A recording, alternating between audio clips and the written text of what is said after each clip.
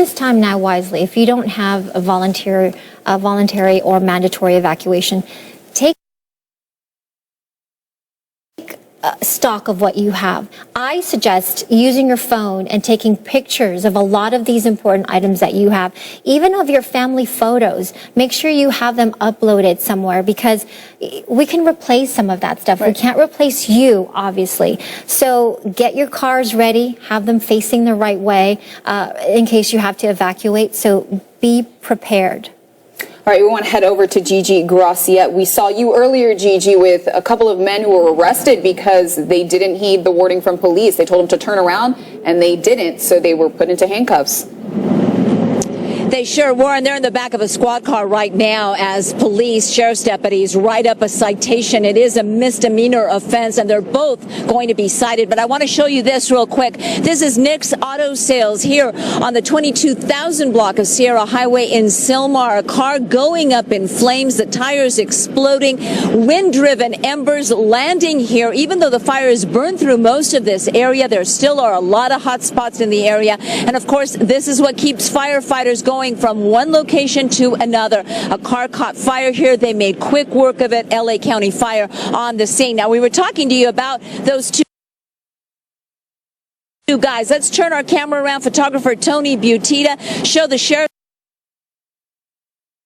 deputies. They're actually looking at the vehicle there. We happen to be right behind it when a Department of Transportation officer ordered the car at a closed area checkpoint to turn around. The car at first pretended it was going to the right and then suddenly sped off. We heard its muffler go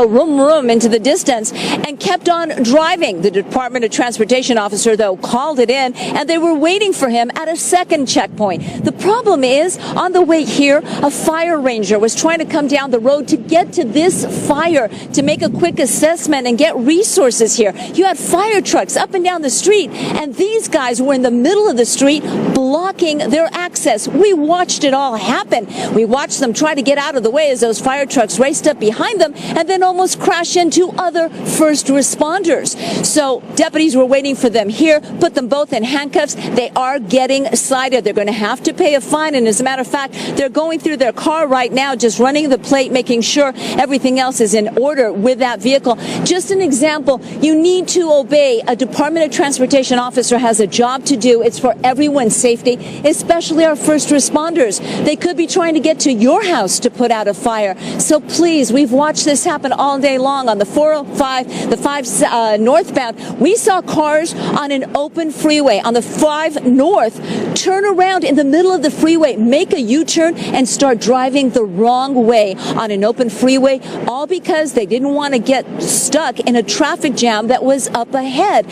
So everyone else got stuck in that traffic jam, but these people did not, and they put everybody in danger, especially our first responders. So a lot of lessons to be learned from this. This fire appears to be out. You've got firefighters still here on the scene, though, dousing any possible hot spots. Again, 22,000 block of Sierra Highway, which, by the way, is closed to traffic. Reporting live this morning from Sylmar, I'm Gigi Graciette. We'll send it back to you in the studio. An impressive scene where you are, Gigi. I want to note again about the new evacuation.